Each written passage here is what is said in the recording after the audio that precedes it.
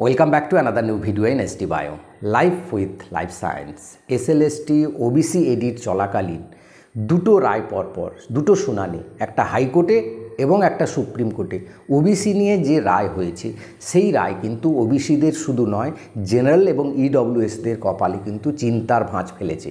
তাই আজকে general, EWS এবং ওবিসি যারা রয়েছেন তাদের জন্য আমি একটা প্ল্যান বির কথা বলবো। কারণ যেভাবে এগোচ্ছে ওবিসি কেস নিয়ে এবং রাজ্য সরকার যেভাবে এগোতে চাইছে, জয়েন্টের ফল যেভাবে বন্ধ করে দিল হাইকোর্ট, এগুলো কিন্তু সবই কিন্তু রিলেটেড টু এসএসসি এবং এসএসসি টিচার অ্যাপয়েন্টমেন্ট এবং SSC group C group D সবার ক্ষেত্রে কিন্তু প্রযোজ্য হবে।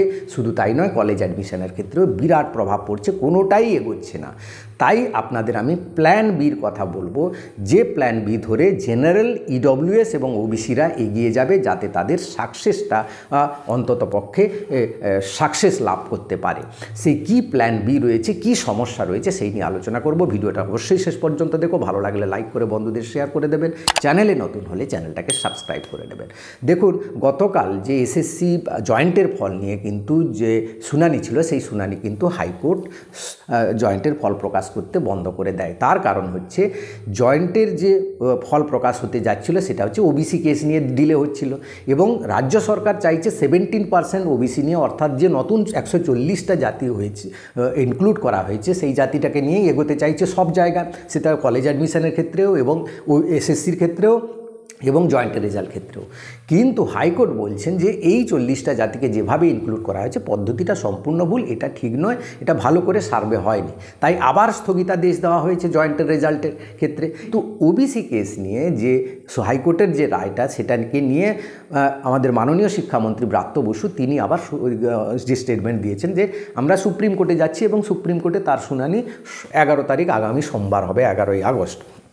তো এই শুনানির রায় যে পজিটিভ হবে তার কোনো গ্যারেন্টি নেই, বা 11ই আগস্ট যে সব কিছু ফাইনাল হয়ে যাবে তার কোনো গ্যারেন্টি নেই। কারণ সুপ্রিম কোর্ট চাইছে পুরো মামলার শুনানিটা, নিষ্পত্তিটা হাইকোর্টেই হোক, সুপ্রিম কোর্ট নিতে চাইছে না। যে রাজ্যের ব্যাপার, সেখানে হাইকোর্ট রাজ্য সরকারের সাথে আলোচনা করে পুরো ব্যাপারটা মিটমাট করুক। কিন্তু এখানে রাজ্য চাইছে 17% আর হাইকোর্ট চাইছে যে 2010 সালের যে লিস্ট সেইটাকে ধরে এগোতে।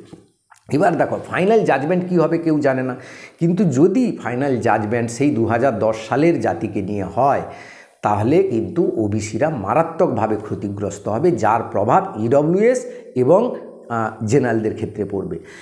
যে যদি এইটা হয় যে 2010 সালের ওবিসি, তাহলে 17% হবে না, 10% হবে, তাহলে বহু ওবিসি যারা রয়েছে তারা কিন্তু জেনারেলে চলে যাবে এবং এটার হওয়ার সম্ভাবনা সবচেয়ে বেশি। তার কারণ ওবিসি রাজ্য সরকার যেভাবে তড়িঘড়ি করে যে 140টা জাতিকে ঢুকানো হয়েছে, সেটার বৈধতা খুব একটা থাকবে বলে আমার মনে হয় না।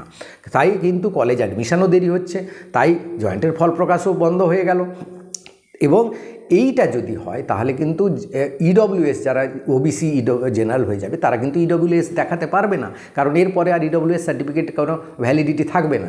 তো তার ফলে তারা ইডব্লিউএসেরও অ্যাডভান্টেজ পাবে না, ওবিসিরও অ্যাডভান্টেজ পাবে না, সবাই গিয়ে জেনারেল হবে। তাহলে জেনারেলের কাট অফটা কিন্তু অনেকটা উপরের দিকে থাকবে, যেটা আমি বলেছিলাম, এক্সপেক্টেড কাট অফ দিয়েছিলাম, তার অনেকটা উপরের দিকে থেকে যাবে, কেন কম্পিটিশানটা হার্ড হয়ে যাবে অনেক।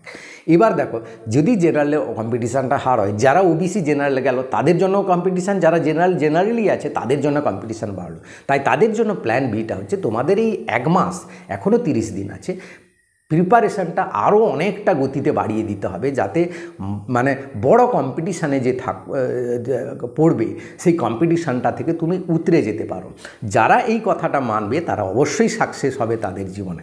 কারণ যখন কম্পিটিশান বড় হয়ে যায় তখন কিন্তু প্রিপারেশানটাকেও বড় করতে হয়, প্রিপারেশানটাকেও আরও ডেপথে করতে হয়, যার ফলে তুমি যাতে বেশি স্কোর করতে পারো, কারণ উপরের কাট অফে পৌঁছতে পারো, নাহলে কিন্তু তোমরা সমস্যায় পড়বে। তাই যারা ওবিসি রয়েছে, যারা জেনারেল রয়েছে বা ইডব্লিউএস রয়েছে, তাদের জন্য মানে সত্যি কথা বলতে কি, তোমাদের জন্য কিন্তু ভবিষ্যতে কি হবে কোনো গ্যারেন্টি নেই। সে যতই এডিট অপশান চলুক, যা কিছু চলুক, সেটা কিন্তু এডিট অপশান যে দেওয়া হয়েছে নোটিশটা, সেটাতে ক্লিয়ারলি লেখা আছে যে everything is depend on the high court judgement.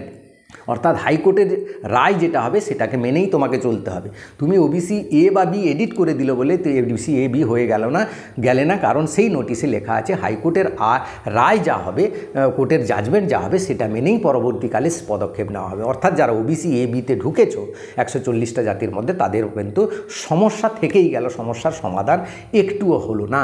তাই তোমরা কিন্তু এই প্ল্যান বির জন্য প্রিপারেশান থাকবে। দেখো সমস্ত ক্ষেত্রে, প্রিপারেশান ক্ষেত্রে আমাদের একটা প্ল্যান বি থাকতে হয়, নাহলে প্ল্যান বি না থাকলে কিন্তু আমরা সাকসেস হতে পারবো না। তাই তোমাদের মানসিকভাবে প্রস্তুত থাকতে হবে যে আমাকে হার্ড কম্পিটিশানের মধ্যে যেতে হবে। তাই যে সুযোগটা আছে এখনও 30 দিনের সুযোগ, সেই সুযোগটাকে তোমাকে কাজে লাগাতে হবে, তবেই তুমি কিন্তু সাকসেস হবে। এই ছোট্ট ভিডিওটা ভালো লাগলে লাইক করে বন্ধুদের সবাইকে শেয়ার করে দিও। Thank you for watching.